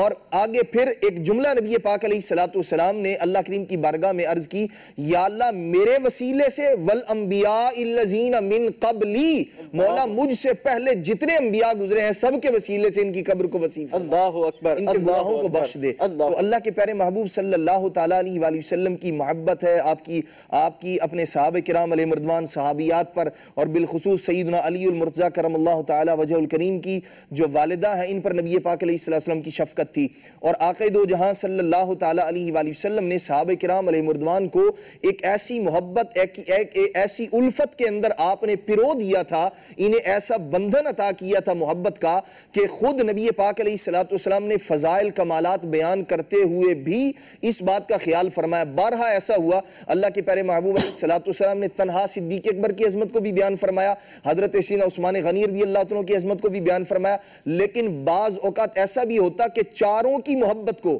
اہل بیت میں سے حضرت سیدنا علی المرتضیٰ شامل ہیں اور تینوں خلفاء راشدین شامل ہیں، ان کی اکٹھی عظمت کا اظہار فرمایا۔ یوں نبی پاک علیہ السلام نے اور امت کو درس دیا کہ ان چاروں کے ساتھ، بلکہ صحابہ کرام علیہ رضوان سب کے سب اور اہل بیت اطہار سب کے سب، ان سب کے ساتھ تعلق اور محبت ان کے اندر بھی تھا، اور ان کے ساتھ جو دونوں کو ماننے والا ہے اور کما حقہ ماننے والا ہے وہ کامیاب و کامران ہے۔ نبی پاک صلی اللہ تعالیٰ علیہ وآلہ وسلم نے ارشاد فرمایا ایک دن، فرمایا کہ اللہ تبارک و تعالیٰ مجھے جو حوض کوثر عطا فرمائے گا، ارشاد فرمایا اس کے 4 ارکان ہیں، 4 پلر ہیں، 4 ستون ہیں۔ نبی پاک علیہ السلام نے فرمایا ایک اللہ تبارک تعالیٰ سیدنا صدیق اکبر کو عطا فرمائے گا، ایک حضرت سیدنا عمر فاروق رضی اللہ عنہ کو عطا فرمائے گا، ایک علی المرتضیٰ کو عطا فرمائے گا، ایک عثمان غنی رضی اللہ عنہ کو عطا فرمائے گا۔ نبی پاک علیہ السلام نے ارشاد فرمایا کہ جو صدیق اکبر سے تو محبت رکھنے والا ہے، لیکن سیدنا عمر فاروق رضی اللہ تعالی عنہ سے جو بغض و عناد رکھتا ہے، ارشاد فرمایا سیدنا صدیق اکبر اسے حوض کوثر سے سیراب نہیں فرمائیں گے۔ پھر نبی پاک علیہ السلام نے ارشاد فرمایا اسی طرح، فرمایا جو علی المرتضیٰ سے بغض رکھنے والا ہے عثمان غنی سے محبت رکھنے والا ہو. ارشاد فرمایا عثمان غنی ایسے بندے کو میرے حوض سے سیراب نہیں فرماتے. یہ نبی پاک علیہ السلام نے بتایا، اور ان میں جو محبت الفت تھی یہ آپس میں اس محبت کو بیان فرمایا کرتے تھے. عظمت کے ایک دوسرے کے گیت گایا کرتے تھے، گن گایا کرتے تھے، بتاتے تھے.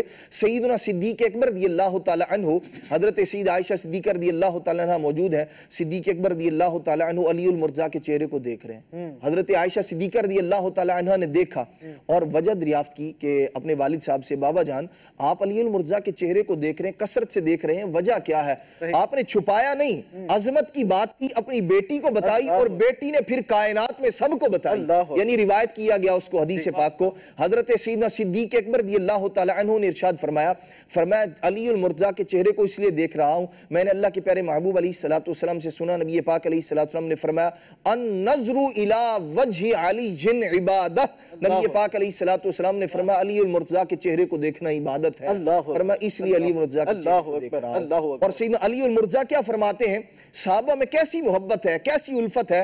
سیدنا علی المرتضیٰ کرم اللہ تعالی وجہ الکریم ارشاد فرماتے ہیں کہ جب تم صالحین کا ذکر کرو، نیک بندوں کا ذکر کرو، تو ان میں فاروق اعظم کا ذکر ضرور کیا کرو. سبحان اللہ. یہ محبت ہے، یہ الفت ہے. اسی لیے تو ہم کہا کرتے ہیں کہ ہم کو اللہ اور نبی سے پیار ہے، انشاءاللہ دو جہاں میں اپنا بیڑا پار ہے. ہم کو اللہ اور نبی سے پیار ہے، ہم کو اللہ اور نبی سے پیار ہے. انشاءاللہ اپنا بیڑا پار ہے، انشاءاللہ اپنا بیڑا پار ہے. اصحاب نبی سے پیار ہے، ہم کو اصحاب نبی سے پیار ہے. امہات المومنین چاریا، سب صحابہ سے ہمیں تو پیار ہے، سب صحابہ سے ہمیں تو پیار ہے. انشاءاللہ اپنا بیڑا پار ہے، انشاءاللہ اپنا بیڑا پار ہے. یوسف بھائی، جیسے ابھی عدنان چشتی بھائی نے حضرت سیدنا صدیق اکبر رضی اللہ تعالیٰ عنہ کا، حضرت مولا علی رضی اللہ عنہ کی عظمت اور رفعت شان کا بیان کرنا کہ ان کے چہرے کو دیکھنا عبادت ہے. جی ایک جو فرمان رسول سنا اس کو سنا دیا. واہ. اگر ان کے دلوں میں کوئی ایسی قدورتیں ہوتی ہائے ہائے ہائے ہائے ہائے. تو کسی کی عظمت، اگر مجھے راشد بھائی سے اگر کوئی ایسا ہے تو ان کی عظمت جو مجھے پتا ہے میں چھپاؤں گا، کسی کو بتاؤں گا نہیں. تو صحابہ کرام علیہ رضوان ایک دوسرے کی عظمتوں کا اظہار کرتے تھے، اور کیوں نہ کرتے؟ کیونکہ نبی پاک صلی اللہ تعالیٰ علیہ وسلم جس کی رفعت اور عظمت کا بیان کر رہے ہیں ان کو کوئی چھپا ہی نہیں سکتا. صحیح. تو اس لیے جس طرح حضرت صدیق اکبر رضی اللہ تعالیٰ عنہ مولا علی کی عظمت بیان کر رہے ہیں، تو سیم ایسا ہی ایک واقعہ واہ. نبی کریم صلی اللہ تعالیٰ علیہ وآلہ وسلم ایک جگہ تشریف فرما ہیں، تو صدیق اکبر رضی اللہ تعالیٰ عنہ بھی آ جاتے ہیں، اور حضرت عمر فاروق رضی اللہ تعالیٰ عنہ بھی وہاں پر آ رہے ہیں. صحیح. اس موقع پہ نبی کریم صلی اللہ تعالیٰ علیہ وآلہ وسلم نے مولا علی رضی اللہ تعالیٰ عنہ سے کیا ارشاد فرمایا کہ ہادانی سیدہ کہول اہل الجنت من الاولین والآخرین الا النبیین والمرسلین یا علی لا تخبرہما. ایک روایت کے اندر فرمایا گیا کہ لا تخبرہما یا علی ما داما حیین.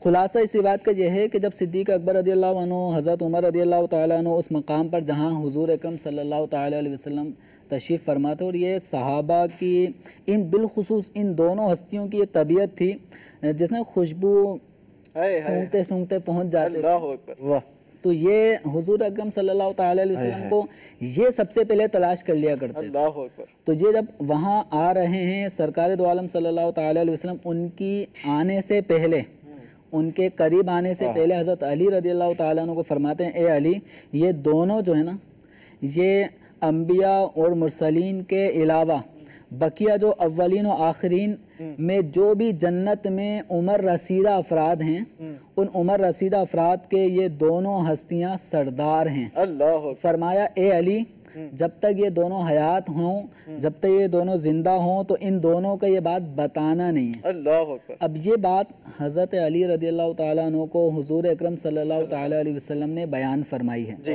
اگر حضرت علی رضی اللہ تعالیٰ عنہ کے دل میں ان شیخین کریمین کے حوالے سے کوئی ناراضگی ہوتی، جی اور فرمایا تو ہے کہ جب تک یہ دونوں زندہ ان کو نہیں بتانا، جی، تو کبھی بھی مولا علی رضی اللہ تعالیٰ عنہ اس طرح ایک راز کی بات راز لے کے ہی چلے جاتے، لیکن آپ نے کہا ان دونوں کو خبر نہیں دینا، لیکن ان دونوں کو خبر نہیں دی، لیکن اس کے باوجود حضرت علی رضی اللہ تعالیٰ عنہ نے اپنے بیٹوں کو، اپنے جو تابعی بزرگ ہوتے تھے شاگرد، ان کو بیان کیا ہے۔ تو انہی کے ذریعے حضرت علی رضی اللہ تعالیٰ عنہ سے ہمیں یہ روایت پہنچی ہے کہ حضرت علی رضی اللہ تعالیٰ عنہ ان کی عظمت و شان کا یوں بیان فرما رہے ہیں، اور وہ راز سینے میں لے کے نہیں گئے بلکہ دنیا کو بتا کے گئے۔ سبحان اللہ، سبحان اللہ۔ اس پر ایک وہ شعر بھی ملتا ہے نا راشد بھائی، فرماتے ہیں یہ دونوں ہیں سردار دو جہاں، اللہ اے مرتضیٰ عتیق و عمر کو خبر نہ۔ اللہ اکبر،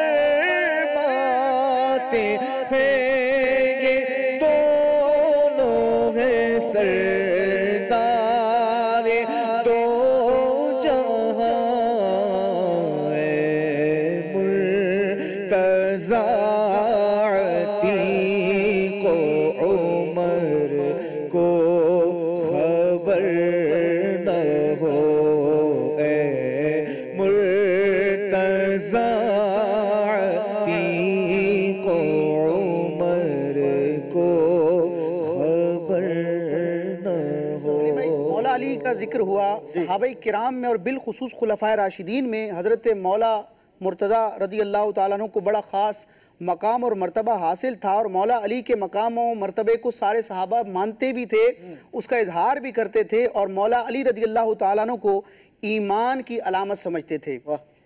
حضرت سیدنا عمر فاروق اعظم رضی اللہ تعالیٰ عنہ کا جب عہد خلافت تھا تو آپ کی بارگاہ میں، آپ کی عدالت میں ایک مسئلہ آیا، آپ نے اس مسئلے کا فیصلہ فرما دیا، لیکن اس مسئلے کا ایک ایسا پہلو تھا جو بظاہر حضرت فاروق اعظم رضی اللہ تعالیٰ عنہ پر مخفی رہا۔ اگر وہ پہلو ظاہر ہو جاتا تو فیصلے کی نوعیت کچھ اور ہوتی، لیکن جو ظاہر تھا، جو دلائل اور قرائن موجود تھے، ان کے مطابق، شرعی اصولوں کے مطابق فاروق اعظم رضی اللہ تعالیٰ نے فیصلہ فرما دیا۔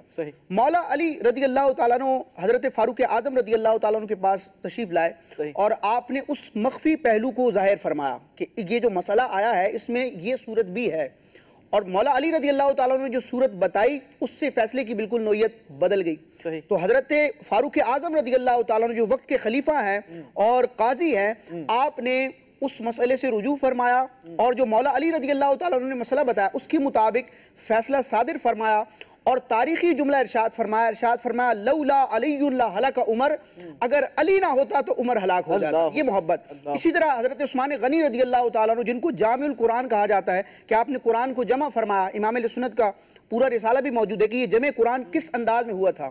حضرت عثمان غنی رضی اللہ تعالیٰ عنہ کو قرآن کے جمع کرنے کا مشورہ دینے والے کون تھے؟ مولا علی۔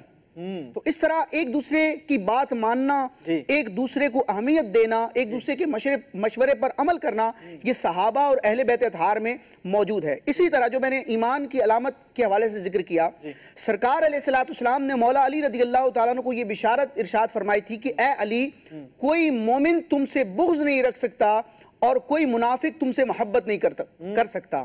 صحابہ کرام نے جب نبی پاک علیہ السلام کا یہ فرمان سن لیا تو صحابہ کرام نے ایمان اور منافقت کو پہچاننے کے لیے معیار حضرت علی کی محبت کو بنا لیا۔ اور بخاری شریف کے الفاظ بھی ہیں، صحابہ کرام سے محبت کیوں کی جاتی ہے؟ اس لیے تاکہ ہمارا مومن ہونا ظاہر ہو۔ سرکار فرماتے آیت الایمان حب الانصار، ایمان کی علامت انصار سے محبت کرنا ہے، وآیت النفاق کی بغض الانصار، اور منافقت کی علامت کیا ہے؟ انصار سے بغض رکھنا۔ اللہ تعالیٰ میں بغض صحابہ یا بغض اہل بیت سے محفوظ فرمائے، اور دونوں ہی جماعتوں سے محبت رکھنے کی اور اسی پر قائم رہنے اور اسی پر دنیا سے جانے کی توفیق عطا فرمائے۔ حضرت ابو سعید خدری رضی اللہ تعالیٰ عنہ، یہ کون سے صحابی ہیں؟ وہ صحابہ کرام، 6 صحابہ کرام جنہوں نے کثرت سے احادیث روایت کی۔ سب سے زیادہ احادیث جن صحابہ کرام نے روایت کی ہیں وہ 6 صحابہ ہیں، ان میں سے 6 نمبر پر حضرت سیدنا ابو سعید خدری ہیں۔ ترمذی شریف کی روایت ہے، حضرت ابو سعید خدری رضی اللہ تعالیٰ عنہ فرماتے ہیں کہ ہم انصار صحابہ کرام کے درمیان کسی کو منافق یا مومن پہچاننے کا یہ معیار تھا کہ ہم حضرت علی رضی اللہ تعالیٰ عنہ کی محبت کے ذریعے مومن کو پہچانتے، اللہ اکبر، اور حضرت علی رضی اللہ تعالیٰ عنہ سے بغض رکھنے کی وجہ سے منافق کو پہچانتے۔ یعنی انصار صحابہ بیٹھے ہیں اور کوئی شخص آیا تو اب اس کے تیور دیکھ کر، اس کے اقوال دیکھ کر صحابہ کرام اور بالخصوص انصار صحابہ کرام اندازہ لگا لیا کرتے تھے کہ یہ مومن ہے یا منافق۔ تو صحابہ کرام مولا علی کی محبت اور بغض کو ایمان اور منافقت کا معیار قرار دیں تو آپ سمجھ سکتے ہیں کہ محبت کتنی ہوگی کہ جس سے محبت ہے اس کو ایمان کی علامت سمجھا جا رہا ہے۔ واہ واہ واہ واہ۔ سیدنا فاروق اعظم رضی اللہ عنہ کا مبارک انداز یہ تھا حضرت سیدنا علی المرتضیٰ کے ساتھ، اور صحابہ کرام علیہ مردوان اس کو دیکھا بھی کرتے تھے، بعض اوقات کا اظہار بھی کیا کرتے تھے۔ ایک بار صحابہ کرام علیہ مردوان بیٹھے ہیں، سیدنا عمر فاروق رضی اللہ تعالیٰ عنہ بھی جلوگر ہیں، حضرت علی المرتضیٰ کرم اللہ تعالیٰ وجہ الکریم تشریف لے آئے۔ حضرت سیدنا عمر فاروق رضی اللہ تعالیٰ عنہ فوراً سمٹ گئے اور آپ نے جگہ کشادہ کی حضرت علی المرتضیٰ کرم اللہ تعالیٰ وجہ الکریم کے لیے، اور عاجزی اور انکساری کے انداز میں آپ سے ملاقات کی۔ جب سیدنا علی المرتضیٰ کرم اللہ تعالیٰ وجہ الکریم اٹھ کر چلے گئے تو صحابہ کرام علیہ مردوان نے پوچھا کہ آپ جو معاملہ علی المرتضیٰ کے ساتھ فرماتے ہیں وہ کسی اور کے ساتھ نہیں فرماتے۔ آپ نے فرمایا بھی تم نے کیا دیکھا میرا انداز جو اس بات کو اس انداز میں کیا؟ جی تو حضرت سیدنا عمر فاروق رضی اللہ تعالیٰ سے عرض کی کہ آپ آجزی آپ نے فرمائی، انکساری کی، سمٹ گئے، جگہ بنائی ان کے لیے، یہ سارے کا سارا محبت کا سا عالم دیکھا۔ ہاں جی، تو حضرت سیدنا فاروق اعظم رضی اللہ تعالیٰ عنہ نے ارشاد فرمایا میں ان کے لیے یہ کیوں نہ کروں، یہ معاملہ علی المرتضیٰ کے لیے کیوں نہ کروں؟ ارشاد فرمایا وہ میرے بھی مولا ہیں اور ہر مومن کے مولا ہیں۔ جب نبی پاک علیہ السلام نے سیدنا علی المرتضیٰ کو یہ بشارت ارشاد فرمائی کہ اے علی من کنت مولا فاز علی مولا، او کما قال علیہ السلام کہ جس کا میں مولا ہوں اس کے علی مولا ہے، تو اس کی سب سے پہلے بشارت، اس کی سب سے پہلے خوشخبری جو حضرت علی المرتضیٰ کرم اللہ تعالی وجہ الکریم کو دی وہ حضرت سیدنا عمر فاروق اعظم رضی اللہ تعالیٰ عنہ تھے۔ حضور نے ادھر اعلان فرمایا اور ادھر حضرت سیدنا عمر فاروق رضی اللہ تعالیٰ ان کے پاس جاتے ہیں اور کہتے ہیں علی تمہیں مبارک ہو، تم ہر مومن کے مولا ہو، تم فاروق اعظم کے بھی مولا ہو۔ تو ان میں ایسی محبت تھی، ایسی الفت تھی، پیار تھا آپس میں ایک دوسرے، اور پھر نہ صرف ان کا بلکہ ان کی آل کا بھی صحابہ کرام علیہ مردوان بڑا ادب احترام کیا کرتے تھے، اور پھر جو علی المرتضیٰ کی آل ہے وہ بھی صحابہ کرام علیہ مردوان اور بالخصوص خلفائے راشدین کا بڑا جو ہے ان کا ادب احترام تعظیم توقیر کیا کرتی تھی۔ حضرت سیدنا امام باقر رضی اللہ تعالی عنہ سے کسی نے پوچھا، امام زین العابدین رضی اللہ تعالی عنہ کے شہزادے ہیں، آپ سے کسی نے پوچھا کہ حضور مسئلہ ارشاد فرمائیے، یہ بتائیے کہ کیا اپنی تلوار کو مزین کرنا، اس پر نقش و نگار بنانا، اسے جو ہے آراستہ و پیراستہ کرنا یہ درست ہے؟ تو حضرت سیدنا امام باقر رضی اللہ تعالی عنہ نے ارشاد فرمایا، روایت ہے یہ جی آپ نے ارشاد فرمایا، دیگر اور کتابوں میں بھی ریاض النظرہ اور دیگر اس طرح کی سیرت کی کتابوں میں ارشاد فرمایا کہ بالکل درست ہے، کیونکہ حضرت سیدنا صدیق اکبر رضی اللہ تعالیٰ عنہ نے اپنی تلوار کو مزین کیا تھا۔ ایک شخص کھڑا ہوا کہنے لگا آپ انہیں صدیق اکبر کہتے ہیں؟ حضرت سیدنا امام باقر رضی اللہ تعالیٰ عنہ نے ارشاد فرمایا وہ صدیق ہیں، وہ صدیق ہیں، وہ صدیق ہیں، اتنی بار ارشاد فرمایا کہ سانس ٹوٹ گیا۔ ارشاد فرمایا جو انہیں صدیق نہ مانے اللہ تبارک و تعالیٰ کو اس کی تصدیق کی حاجت نہیں ہے۔ اللہ تبارک کا انداز ہے، ایسا محبت کا انداز ہے۔ اور حضرت سیدنا عمر فاروق رضی اللہ تعالیٰ عنہ کا مبارک انداز دیکھیے، حسنین کریمین کو ایک جگہ سے کہیں سے کچھ مال آیا، حضرت سیدنا عمر فاروق رضی اللہ تعالیٰ عنہ نے 1000 دینار، 1000 درہم حضرت سیدنا امام حسن کو پیش کیے، حضرت سے امام حسین رضی اللہ عنہ کو 1000 دینار پیش کیے اور اپنے شہزادے کو حضرت عبداللہ بن عمر رضی اللہ عنہ کو 500 درہم دیے. حضرت عبداللہ بن عمر رضی اللہ تعالیٰ عنہ نے عرض کی اپنے والد صاحب سے کہ میں تو نبی پاک صلی اللہ علیہ وسلم کے ساتھ مختلف مارکوں میں شرکت کی ہے میں نے, یہ تو اس وقت چھوٹے چھوٹے مدنی منع تھے, انہیں دگنا حصہ عطا فرمایا اور مجھے ایک آپ نے 500 دیے, ان کو 1000 دیے. تو حضرت سیدنا عمر کہ آپ کا بیٹا ہوں, جی بیٹے بھی ہیں, قرابت داری دیکھیں یہاں اپنی قرابت کا خیال نہیں ہے, نبی پاک علیہ السلام کی آل پاک ہے, یہ نبی پاک علیہ السلام کے شہزادے ہیں, علی المرتضیٰ سے نسبت ہے, حضور کے اہل بیت اطہار ہیں. نبی حضرت سیدنا عمر فاروق رضی اللہ تعالی عنہ نے ارشاد فرمایا کہ عبداللہ بن عمر اگر چاہتے ہو کہ ان جیسا تمہیں حصہ ملے, ارشاد فرمایا کہ پھر ان جیسا باپ لے آؤ, ان کی والدہ جیسی والدہ لے آؤ, فرمایا ان کے نانا جان جیسا اپنا نانا لے آؤ, ان کی پھوپھیوں جیسی اپنی پھوپھی لے آؤ, اور پھر خود عظمت اور رفت کو بیان فرمایا ان کے والد تو وہ ہیں جو علی المرتضیٰ ہیں, والدہ ان کی سیدہ فاطمہ الزہرا ہیں, فرمایا نانا جان ان کے سید الانبیاء ہیں. یوں آپ نے عظمت اور رفت کو بیان فرمایا کہ یہ تم نہیں لا سکتے, اس معاملے میں تم برابری نہیں کر سکتے, تو یہ جو میں نے کیا ہے اس معاملے میں بھی تم ان کے برابر نہیں ہو سکتے. تو صحابہ کرام علیہ مردوان میں محبت تھی. یہ حضرت عمر فاروق رضی اللہ تعالیٰ عنہ نے آگے اپنی اولاد کو اس کا ذکر فرمایا, بتایا, اور اسی طرح سیدنا علی المرتضیٰ کرم اللہ تعالیٰ وجہ الکریم نے اپنی اولاد کو, اپنی نسل کو, اب بعد میں آنے والے اہل بیت اطہار کو جو سادات ہیں انہیں اس بات کا درس ملا ہے, اسی درس سے ملا ہے کہ صحابہ کرام علیہ مردوان خلفائے راشدین بڑی عظمت اور رفعت والے ہیں. اور یہ بعد میں آنے والے حضرت امام حسن رضی اللہ عنہ کے بیٹے حضرت عبداللہ رضی اللہ تعالی عنہ یہ فرماتے ہیں کہ میں حضرت سیدنا صدیق اکبر اور سیدنا عمر فاروق رضی اللہ تعالی عنہ دونوں کے لیے میں دعائے مغفرت کرتا ہوں, اللہ تبارک و تعالی ان کی عظمت کو مزید بڑھائے. فرماتے ہیں کہ اگر میں ایسی بات کہوں جس کی میرا دل صداقت گواہی نہ دے, سچا ہونا, ذہن میں بعض لوگ اس طرح کے ہوتے ہیں نہیں جی اوپر سے کہہ دیا ہوگا, فرماتے ہیں کہ اگر میں وہ بات نہ کہوں کہ جو میرے دل کے اندر ہے, ارشاد فرماتے ہیں کہ نبی پاک علیہ السلام کی مجھے شفاعت نصیب. اللہ اکبر. آپ نے ایسی مہر تصدیق ثبت فرما دی کہ جو میرے دل میں ہے اسی کا میں اظہار کر رہا ہوں. یہ دونوں ہستیاں ایسی ہیں جن کے لیے اللہ کی بارگاہ میں دعا کرنی چاہیے. اللہ اکبر. کیا محبت ہے, کیا مودت ہے, کیا چاہت ہے, کیا الفت ہے, کیا آپس میں رشتہ ہے. اچھا مفتی صاحب, یہاں پر میں آپ سے یہ سوال کرنا چاہوں گا کہ صحابہ اکرام علیہم الرضوان کا امہات المؤمنین کی خدمت کرنے کا بھی کوئی انداز ملتا ہے سیرت میں؟ سبحان اللہ. صحابہ کرام علیہم الرضوان امہات المؤمنین ان کی بڑی خیر خواہی کیا کرتے تھے, اور ان کا ادب احترام, چونکہ یہ ازواج نبی کریم صلی اللہ تعالیٰ علیہ وسلم کی امہات المؤمنین ہیں, تو اس سے ہی ایک اندازہ لگا لیں کہ ایک ماں کی ایک اولاد کے نظر میں کتنی عظمت اور رفعت ہوتی ہے. تو صحابہ کرام علیہ رضوان ان کا بڑا خیال رکھا کرتے تھے نبی کریم صلی اللہ تعالیٰ علیہ وسلم کے وصال ظاہری کے بعد بھی, اور بالخصوص اہل بیت اور صحابہ کا چونکہ ایک یعنی ان کا آپس کا ایک تعلق کا بھی ہمارا ایک کلام چل رہا ہے. تو ام المؤمنین عائشہ رضی اللہ تعالیٰ عنہا ان کی یعنی وصال ظاہری کا وقت کچھ قریب آیا تو آپ بہت زیادہ غمگین ہو گئیں. صحیح. تو اب وہ غم کیا تھا؟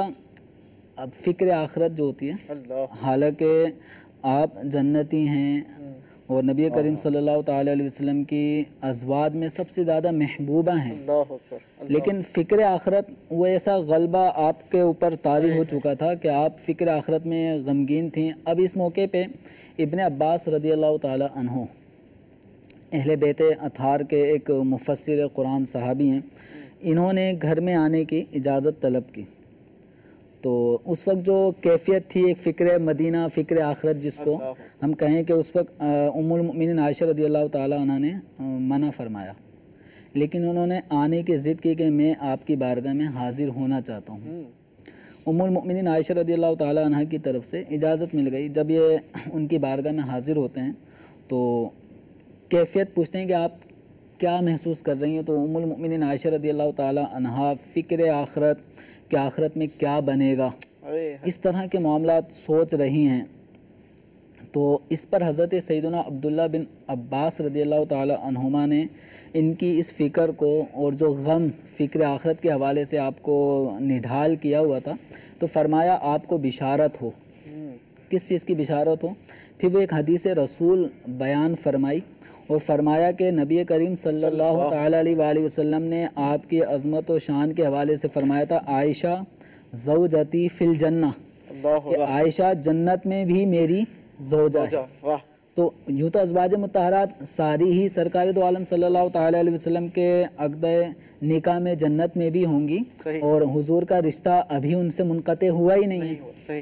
یہی وجہ ہے کہ کسی بھی آدمی کے انتقال کے بعد اس کی بیوہ کا کہیں اور نکاح جائز ہوتا ہے، لیکن سرکار دو عالم صلی اللہ تعالیٰ علیہ وسلم کے ازواج سے کوئی بھی امتی نکاح نہیں کر سکتا، اس لیے کہ حضور کا رشتہ برقرار ہے اب بھی اور قیامت تک یہ، اور جنت میں بھی رشتہ برقرار رہے گا۔ تو یہ خوشخبری سنائی، تو اس پہ ام المؤمنین عائشہ رضی اللہ تعالیٰ عنہا کا جو غم تھا، فکر آخرت، وہ ظاہر ہوا اور فرمایا کہ جس طرح تو نے میرا غم دور کیا ہے، اللہ تعالیٰ تیرے بھی الجھنیں دور کر دے۔ اللہ مدنی چینل کے ناظرین، ہم نے کوشش کی کہ صحابہ اکرام علیہم الرضوان اور اہل بیت کے درمیان جو محبت کا ایک اخوت کا رشتہ تھا وہ آپ کے سامنے بیان کیا جائے۔ اگر آپ بھی صحابہ اکرام علیہم الرضوان سے محبت کرنا چاہتے ہیں، اہل بیت سے محبت کا تعلق رکھنا چاہتے ہیں، آئیے دعوت اسلامی کا مدنی ماحول ہمیں یہ محبتیں سکھاتا ہے۔ اللہ تبارک و تعالی ہمیں صحابہ اکرام علیہم الرضوان اور اہل بیت سے محبت نصیب فرمائے۔ مدنی چینل دیکھتے رہیے۔ صلو علی الحبیب صلی اللہ تعالی علی محمد صلی اللہ علیہ وسلم۔ باغ جنت کے ہیں بہرے کہ مدحہ خانے اہل بیت، باغ جنت کے ہیں بہرے کہ مدحہ خانے اہل بیت۔